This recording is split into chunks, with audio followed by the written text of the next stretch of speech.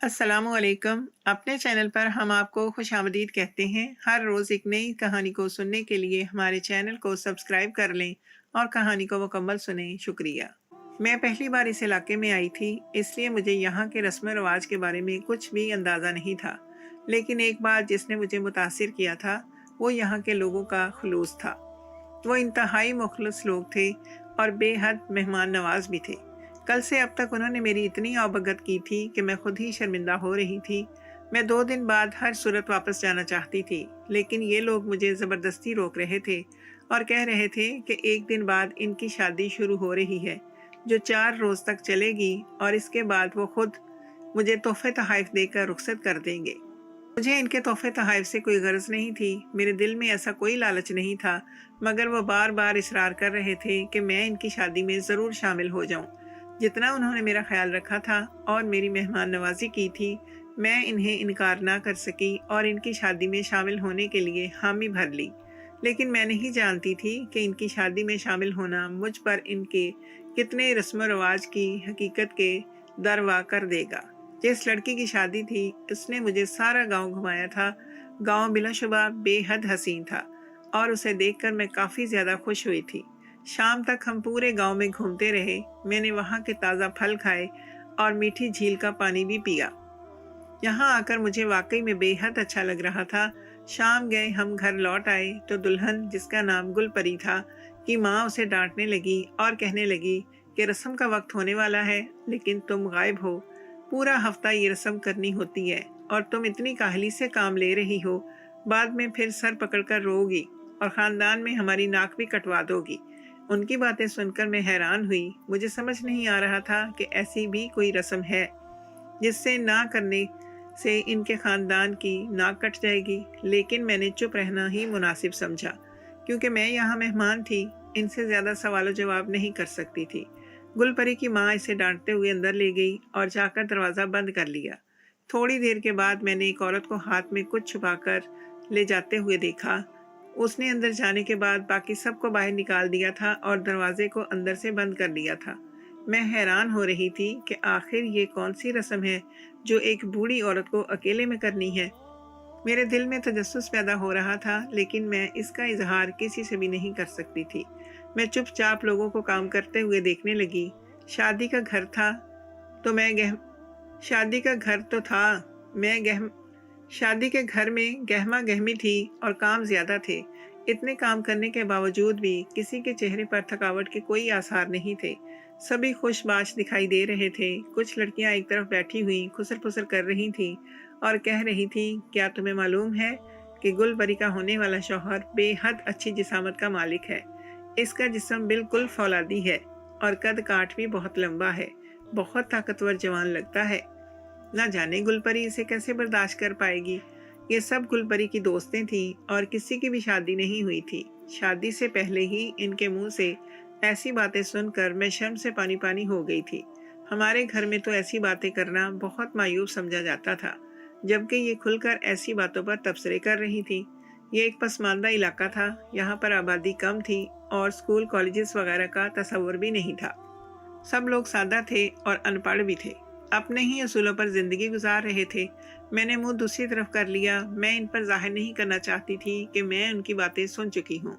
एक और लड़की बोली, अच्छा है ना, इसका शौहर जवान और सेहतमंद है, इसकी जिंदगी खुशबाश गुजरेगी।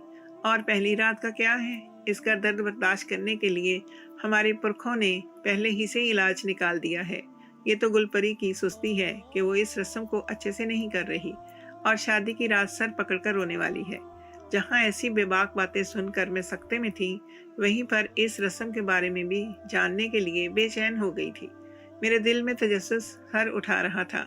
मेरी उम्र 24 साल थी। मुझे मर्द और औरत के ताल्लुकात के बारे में मुकम्मल तौर पर आगाही थी और मैं ये भी जानती थी कि औरत जब मर्द के साथ पहली बार तक ताल्लुक बनाती है तो इसे तकलीफ बर्दाश्त करनी पड़ती है। ऐसा कैसे मुमकिन था कि वो ताल्लुकात बनाती और तकलीफ बर्दाश्त ना करती। ऐसी भी कौन सी रस्म थी जो औरत में तकलीफ महसूस करने की हिस्स को निकाल देती है।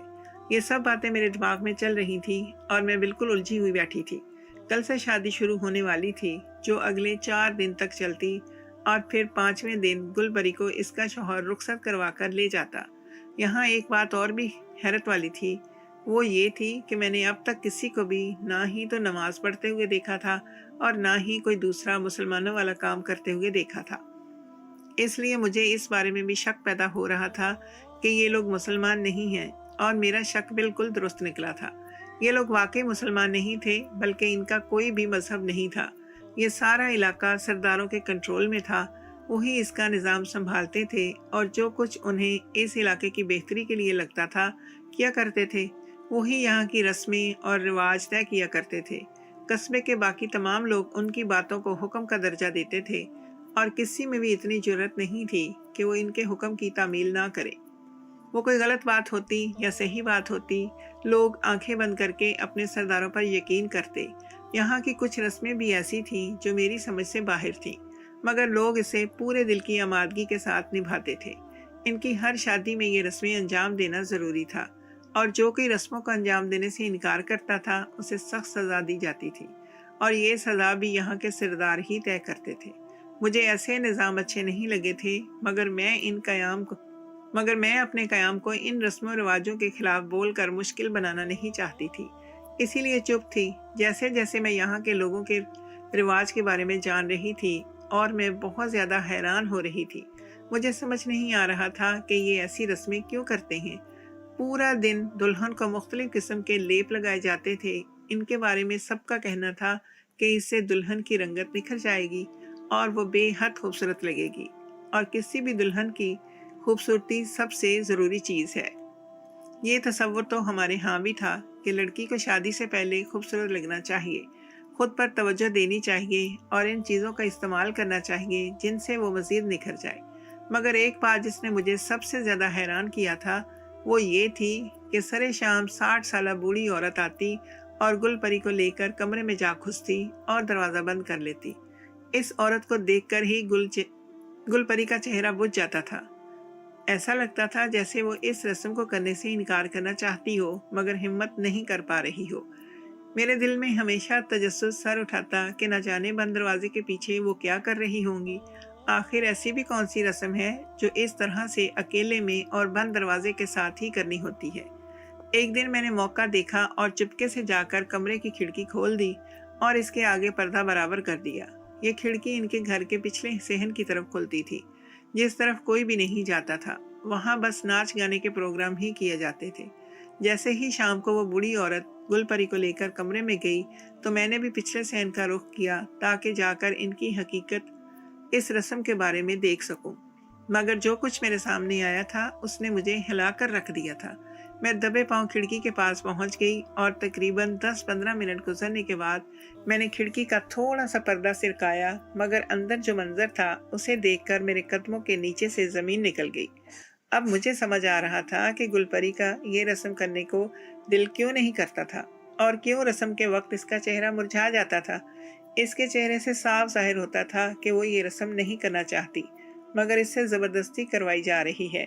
और अब इस रस्म की हकीकत मेरे सामने आ गई थी। रस्म करने की आड़ में कैसा घिनौना फेल सर अंजाम दिया जा रहा था। इन लोगों को समझाने की ज़रूरत थी, मगर मैं यहाँ मेहमान थी, किसी से कुछ कह नहीं सकती थी। मेरी किस्मत में सिर्फ यही बात थी कि मैं चुपचाप इनकी रस्मों को होता हुआ देखूं। मुझे दिल से गुलपरी के लिए हमदर्दी महसूस हो रही थी। मैं चुपचाप पर्दा बराबर करने के बाद वहाँ से हट गई और आकर मेहमानों के बीच में बैठ गई, लेकिन मेरा जहन गुलपरी में यही अटका हुआ था। वो किस अजियत से गुजर रही थी ये सब लोग जानते थे, मगर कितनी खुशी खुशी इसे रस्म करने पर मजबूर करते थे। बाकी सब तो एक तरफ, गुलपरी की माँ भी इसे ज़बरदस्ती रस्म करने के लिए ले जाती थी और मज़ाहमत करने पर इसे आंखों ही आंखों में सरजनिश भी किया करती थी। 4 दिन मुख्तलिफ रस्में करते हुए गुजर गए थे। 5वें दिन गुलपरी का चेहरा बहुत ही खूबसूरत दिखाई दे रहा था। ऐसा लग रहा था जैसे किसी बड़े अजाब से इसकी जान छूट गई हो। इस पर रूप भी निखर कर आया था, मगर मेरी आंखों के सामने अब भी वही मंजर लहराता था जब वो बूढ़ी औरत गुलपरी को बेलिबास किए इसके साथ। मैं यूनिवर्सिटी ट्रिप के साथ मर्दान गई थी। एक दिन घूमते फिरते ही हम सब दोस्त एक झील किनारे पहुंचे। इस झील के बारे में मशहूर था कि जो भी यहाँ पर आता है वो रास्ता भटक जाता है, इसलिए सब लोग ग्रुप्स की सूरत में रहे। मैं भी अपने ग्रुप्स के साथ घूम रही थी जब मेरी नज़र खूबसूरत फूलों पर पड़ी। ये फूल इस कदर खूबसूरत थे कि मैं सब कुछ भुलाकर इनकी तरफ लपकी। फूल हमारे ग्रुप से काफ़ी ज़्यादा दूर थे। ये फूल ऊंचे नीचे टीलों के ऊपर लहरा रहे थे जो बहुत खूबसूरत लग रहे थे। मैं इनके शहर में खोई हुई थी, मुझे पता ही ना चला कितना वक्त गुजर गया। अचानक मुझे भूख का एहसास हुआ तो मैं फूलों वाली सिम्मत से दूसरी तरफ आई तो अपने इर्द गिर्द देखकर मेरा दिल धक से रह गया। मैं रास्ता खो चुकी थी और अपने ग्रुप से भी अलग हो गई थी। मैंने ज़ोर ज़ोर से आवाज़ें देना शुरू कर दी मगर किसी का कोई जवाब ना आया। मैं इधर उधर भटक रही थी मगर मुझे कहीं से भी रास्ता मिल नहीं रहा था। हर सिम्मत एक जैसी नज़र आ रही थी। ऐसा लग रहा था जैसे मैं शराब के पीछे भागती हुई यहाँ पर आ गई हूँ और अब मुझे कहीं भी रास्ता मिल नहीं रहा था। फूल अपनी खूबसूरती के साथ वैसे ही लहलहा रहे थे। मुझे हर सिम्मत फूल ही फूल नजर आ रहे थे, लेकिन अब खो जाने का डर हर एहसास पर हावी हो चुका था। अब फूल मुझे अपनी खूबसूरती की तरफ मतवज्जो नहीं कर रहे थे। कुछ ही देर में शाम होने लगी और फिर रात पड़ गई, लेकिन मैं भाग भाग कर थक चुकी थी और मुझे अब तक रास्ता नहीं मिला था। सभी सिम्मतें एक जैसी थीं, रास्ते एक जैसे थे। एक तरफ जाती और फिर भागकर दूसरी तरफ चली जाती। मैं अकेली वहां पर मौजूद थी और बहुत परेशान थी। कोई और इंसान भी नजर नहीं आ रहा था। मैं एक ऊंचे टीले पर चढ़ गई ताकि वहां पर ठहर कर किसी को मदद के लिए बुला सकूं। मैंने अपना दुपट्टा हवा में लहराना शुरू किया, जो कि रात के साए अपने पर फैलाने शुरू हो चुके थे। और अब भी अगर मैं यहाँ से ना निकल पाती तो मुझे रात यहीं पर गुजारनी पड़ती। यही सोचकर मेरी रूह कांप रही थी। मैंने मदद के लिए जोर से आवाज़ देना शुरू कर दी और अपना दुपट्टा लहराने लगी, मगर किसी को भी मेरी पुकार सुनाई ना दी और ना ही कोई मेरी मदद के लिए आया। खौफ और भूख दोनों ने मुझ पर गलबा पा लिया और मैं लहरा कर गिरी। इसके बाद मुझे कुछ भी होश ना रहा। जब मेरी आंख खुली तो मैंने खुद को एक आरामदेह बिस्तर पर मौजूद पाया। मुझे तमाम मनाज़र याद आने लगे तो मैं एक बार फिर से चीख उठी थी। दरवाज़ा खोलकर एक खूबसूरत सी औरत, जिसने सर पर चादर बांधने के बाद ऊपर टोपी ले रखी थी और एक लंबा कमीज पहन रखा था, अंदर दाखिल हुई। ऐसा पहनावा मैंने पहले कभी नहीं देखा था, इसलिए मैं और भी ज़्यादा परेशान हो गई। मुझे ऐसा लग रहा था जैसे मुझे कैद कर लिया गया हो। इस औरत ने जब मेरे चेहरे के तासरात देखे तो मुझे तसल्ली देने के अंदाज में टूटी फूटी उर्दू में समझाने लगी कि मुझे परेशान होने की ज़रूरत नहीं है। मैं उसे अपना पता बता दूं, वो मुझे बाहिफाजत मेरे घर पहुंचा देंगे। मैं सुबह सुबह इन्हें रात के एक टीले के पास से मिली थी। मेरा आधे से ज़्यादा जिस्म छुप चुका था, सिर्फ दुपट्टा और चेहरा बाहर थे। जब उन्होंने मुझे देखा था, मुझे रात से बाहर निकालने के बाद इब्तदाई तिब्बी इमदाद देकर मुझे यहाँ अपने गाँव में ले आए थे, जो फूलों की वादी से कई किलोमीटर के फासले पर था। मैंने उनसे कहा कि मैं अपनी यूनिवर्सिटी के ट्रिप के साथ यहाँ पर आई थी, लेकिन अपने दोस्तों से बिछड़ गई क्योंकि मेरा ध्यान इन फूलों की तरफ चला गया था। वो औरत मुस्कुराई और कहा, हाँ, वो फूल हैं ही इतने खूबसूरत कि देखने वालों को अपनी खूबसूरती में जकड़ लेते हैं। यहाँ पर जो भी घूमने के लिए आता है, इन्हें पहले से ही इन फूलों के शहर के बारे में आगाह कर दिया जाता है। कोई गलती से भी इस तरफ नहीं जाता। या तुम्हें किसी ने नहीं बताया? जिस पर मैंने नफी में सर हिला दिया। इस औरत ने एक बार फिर से तसल्ली देने वाले अंदाज में मेरे सर पर हाथ रखा और कहा कि वो मुझे बाहिफाजत मेरे घर पहुंचा देंगे, मगर पहले मैं उठकर नहा धो लूं और कुछ खा लूं। मुझे 2 दिन बाद होश आया था। ये बात सुनकर मैं और भी ज़्यादा परेशान हो गई। मैं 2 दिन बेहोश रही थी। यूनिवर्सिटी वाले और घर वाले न जाने मुझे कहाँ कहाँ तलाश करते फिर रहे होंगे।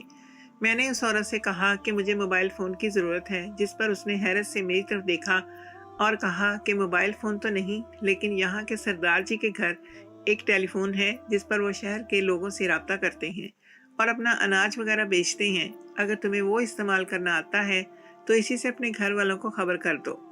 मैं फ़ौरन उठकर खड़ी हुई और इस औरत से कहा कि मुझे फ़ौरन अपने सरदार जी के पास ले चलें। जब तक अपने घर वालों को खबर नहीं कर देती मुझे सुकून नहीं आएगा। लेकिन उसके साथ ही मुझे ज़ोरदार चक्कर आया। इस पर वो औरत मुस्कुरा दी और कहने लगी कि तुम्हें बहुत कमज़ोरी हो रही है। 2 दिन तक तुमने कुछ भी नहीं खाया पिया है। इससे पहले कुछ खा लो, इसके बाद मैं तुम्हें सरदार जी के यहाँ ले जाऊंगी। और मेरी बच्ची, तुम्हें डरने की ज़रूरत नहीं है। इत्मीनान रखो, तुम हमारी बेटी जैसी हो, हम तुम पर आँच भी नहीं आने देंगे। ये सुनकर मैं बेइख्तियार इस औरत के गले लग गई। मुझे इस वक्त किसी हमदर्द की अशद ज़रूरत थी। और वो मुझे बार बार बाहिफाजत घर पहुंचा देने का जुमला भी शायद इसीलिए कह रही थी ताकि मुझे हौसला हो जाए। मैंने मुंह हाथ धोया और जल्दी से खाने के चंद लुकमे जहर मार किए और इस औरत के साथ वहाँ के सरदार जी के घर चली गई। सरदार जी एक बुजुर्ग आदमी थे। उन्होंने इस औरत से पूछा, क्या ये वही बच्ची है जो रेत के टीलों के पास से मिली थी? सरदार जी की उर्दू भी टूटी फूटी थी, शायद इनकी जुबान कोई और थी, लेकिन मुझे तसल्ली देने के लिए वो आपस में इसी तरह टूटी फूटी उर्दू में बात कर रहे थे। जिस पर इस औरत ने इस बात में सर हिलाया और कहा कि ये टेलीफोन इस्तेमाल करके अपने घर वालों को खबर करना चाहती है। जिस पर सरदार जी ने एक कमरे की तरफ इशारा किया और कहा कि इस तरफ टेलीफोन मौजूद है, जाकर तुम अपने घर वालों को खबर कर दो। मैं फौरन इस कमरे में गई और टेलीफोन पर अपने घर का नंबर डायल किया। मेरे अब्बू जी ने फ़ोन उठाया था। उनकी आवाज़ में ही कमज़ोरी का अंसर नुमाया था। ऐसा लग रहा था जैसे इनकी तबीयत ख़राब हो। मेरी आंखों से आंसू निकल आए और मैंने इनसे कहा, अब्बू, मैं नफीसा बात कर रही हूँ और मैं बिल्कुल ठीक हूँ। मैं रास्ता भटक गई थी, लेकिन एक कस्बे के लोगों ने मेरी बहुत मदद की। मैं बेहोश हो गई थी। 2 दिन के बाद मुझे होश आया है। मैं फ़ौरन आपसे रब्ता करने के लिए भागी हूँ। जिस पर मेरे अब्बू ने खुदा का शुक्र अदा किया और कुछ देर सरदार जी से बात करने के बाद फ़ोन रख दिया। मेरे अब्बू मुतमईन हो चुके थे। अब्बू ने बताया था कि यूनिवर्सिटी वालों ने मुझे 2 दिन तक बहुत तलाश किया था और जब मैं इन्हें नहीं मिली तो इन्हें वापसी का कसद करना पड़ा, क्योंकि वो बाकी लड़कियों की जान को भी खतरे में नहीं डाल सकते थे। किसी को कुछ पता नहीं था कि मैं कहाँ गई हूँ, इसीलिए मजबूरन सबको लौटना पड़ा था। लेकिन सभी बहुत परेशान थे। मैंने अब्बू से कहा था कि वो यूनिवर्सिटी में भी खबर कर दें कि मैं बिल्कुल ठीक ठाक हूँ और जल्दी वापस आ जाऊँगी। 2 दिन बेहोश रहने की वजह से मुझे काफ़ी ज़्यादा कमज़ोरी हो रही थी, इसीलिए मैं सफ़र नहीं कर पा रही थी। अब्बू भी से अब्बू भी सुबह शाम मुझे फ़ोन किया करते थे और मैं सरदार जी के घर जाकर अब्बू से बात कर लिया करती थी। अब्बू मुतमईन थे कि ये अच्छे लोग हैं जिनमें मैं मौजूद हूँ। अब्बू का कहना था कि वो मुझे लेने के लिए आ जाते हैं, मगर अब्बू इतनी दूर कैसे आते? उनकी अपनी तबीयत भी ठीक नहीं थी, इसलिए मैंने अब्बू को मुतमईन कर दिया था। और जिस दिन मैंने वापसी का कसद किया, उस दिन गुलपरी और इसकी माँ इसरार करने लगी कि कुछ दिन बाद इसकी शादी है, मैं इनकी शादी में शिरकत करने के बाद ही जाऊँ। इनके इसरार पर मैं रुक गई थी, क्योंकि इनकी मेहमान नवाजी ने मुझे बेहद मुतासिर किया था। वो लोग सादा खाना खाने के आदी थे, लेकिन जब से मैं घर में रहने के लिए आई थी, तब से कुछ न कुछ अच्छा बन रहा था, जो सिर्फ मेरे लिए बनता। ये देखकर मैं शर्मिंदा होती, लेकिन मेरे इसरार करने पर भी वो नहीं रुकते थे और मेरे लिए तीनों वक्त के खाने में कुछ न कुछ खास बनाते थे। मैं इनकी मकरूस हो चुकी थी। जो मोहब्बत और खलूस उन्होंने मुझे दिया था, मैंने ख्वाब में भी नहीं सोचा था। मैं हर तरह से इनकी एहसानमंद थी, इसलिए इनकी बात को टाल नहीं सकती थी। मैंने शादी में शिरकत करने की हामी भरी तो गुलपरी के चेहरे पर भी मुस्कुराहट आ गई। वो भी टूटी फूटी उर्दू बोल लेती थी। गुलपरी बहुत ही खूबसूरत थी और जब भी इसकी शादी की बात होती तो इसका चेहरा सुर्ख हो जाता था। उसे शादी की बहुत खुशी थी, मगर कुछ रस्मों से वो खिंची हुई और परेशान रहती थी, जिसमें एक रस्म तेल लगाने की भी थी। एक बूढ़ी औरत आती और गुलपरी को कमरे के अंदर ले जाती। बाहर से जब कोई गुलपरी के बारे में पूछता तो वो कहते कि इसकी तेल लगाने की रस्म हो रही है। या फिर इत्तफाकिया तौर पर मैंने जब लड़कियों की बातें सुनी तो मुझे अपने कानों पर यकीन ना आया। अगर तेल लगाना था तो गुलपरी खुद भी लगा सकती थी। ये तेल इसलिए लगाया जाता था कि पहली रात लड़की को बिल्कुल भी कोई तकलीफ महसूस ना हो। मैं इस बात पर हैरान हुई, लेकिन मुझे कुछ गड़बड़ लग रही थी। मुझे ऐसा लग रहा था जैसे बंद दरवाजे के पीछे कुछ और ही होता है। और ये राज जानने के लिए जब मैंने खिड़की से अंदर झांका तो मेरे 14 रोशन तबक हो गए, क्योंकि वो तेल गुलपरी की नाक से लेकर टांगों तक पूरे जिस्म को वो बुढ़िया जोर जोर से लगा रही थी। गुलपरी बिना लिबास के सामने लेटी हुई थी और बुढ़िया के हाथ इसके पूरे जिस्म पर हरकत कर रहे थे। बड़ी सी आंखों में अजीब सी शैतानियत थी, जबकि गुलपरी के चेहरे पर बेबसी साफ नजर आ रही थी। इस बुढ़िया औरत की हरकतें भी बहुत ही नाजेबा थी। मेरा दिल किया कि मैं गुलपरी की माँ को बुलाकर इसे सारी सच्चाई दिखा दूं, लेकिन फिर मैं चुप हो गई। गुलपरी की रस्म का ये आखिरी दिन था और अगले दिन इसकी शादी थी। मैं सुबह से गुलपरी के साथ ही बैठी हुई थी। इसकी शादी का सोचकर मैं भी उदास हो रही थी, हालांकि मैंने यहाँ से चले जाना था। गुलपरी भी रो रही थी। दुनिया में कोई किसी भी खित्ते से ताल्लुक रखता हो, लेकिन जज्बात सबके एक जैसे ही होते हैं। वालिदैन का घर छोड़ते हुए बेटियों को जैसा दुख मिलता है, वो एक जैसा ही दुख महसूस होता है। गुलपरी भी इस वक्त इसी तकलीफ से गुजर रही थी, मगर किसी से भी कुछ कह नहीं सकती थी। कुछ वक्त बाद गुलपरी और धुला ने एक दूसरे को अंगूठी पहनाने की रस्म की और एक दूसरे के गले में फूलों का हार डालते हुए दोनों के सरों को कुछ देर के लिए एक दूसरे के साथ बांध दिया गया और फिर इसके बाद दोनों का नाम हमेशा हमेशा के लिए एक दूसरे के साथ जुड़ गया। वो लोग गुलपरी को अपने साथ रुखसत करवा कर ले गए तो गुलपरी की माँ आंसू बहाने लगी। उसके 4 बेटे और एक ही बेटी थी और आज उसकी भी रुखसती हो गई थी, इसलिए परेशान होना फितरी बात थी। शाम गए जब गुलपरी की माँ ने तमाम काम निपटा लिया तो मैं इनके पास जा बैठी। उसने प्यार से मुझे गले लगा लिया था। मैंने उनसे कहा कि आपसे एक बात पूछूं, अगर आप बुरा ना माने तो। उन्होंने कहा, जरूर बच्चे, तुम पूछो। मैंने कहा कि गुलपरी को हर रोज अंदर ले जाकर बेलिबास करके तेल क्यों लगाया जाता था। इस पर उसने बताया कि ये जैतून का तेल है और औरत को इसलिए लगाया जाता है ताकि हम बिस्तरी के वक्त दर्द ना हो। जैतून का तेल वैसे भी बहुत ज़रूरी है, इससे दर्द महसूस होना बंद तो नहीं होता, लेकिन इंसान में ताकत आ जाती है जिसकी वजह से वो हर दर्द को बर्दाश्त कर लेती है। आजकल के दौर में लड़कियां शादी के नाम से घबराती हैं, इसीलिए इन्हें यही बताया जाता है कि ये तेल लगाने से इन्हें कोई तकलीफ नहीं होगी, कोई दर्द नहीं होगा, जबकि ये तेल सिर्फ दर्द बर्दाश्त करने में मदद देता है। गुलपरी की माँ की बात सुनकर मैं हैरत में मुब्तला हो गई। मैंने तो ऐसा कभी नहीं सुना था, लेकिन अगर ये लोग सदियों से यही काम कर रहे थे तो यकीनन सच ही कह रही थी। अगले दिन मैंने अपना सामान बांधा और गुलपरी की माँ से मिलकर इसके गांव से निकल आई, क्योंकि अब मेरा यहाँ पर क़याम ख़त्म हो गया था। मुझे अपने घर वापस लौट जाना था।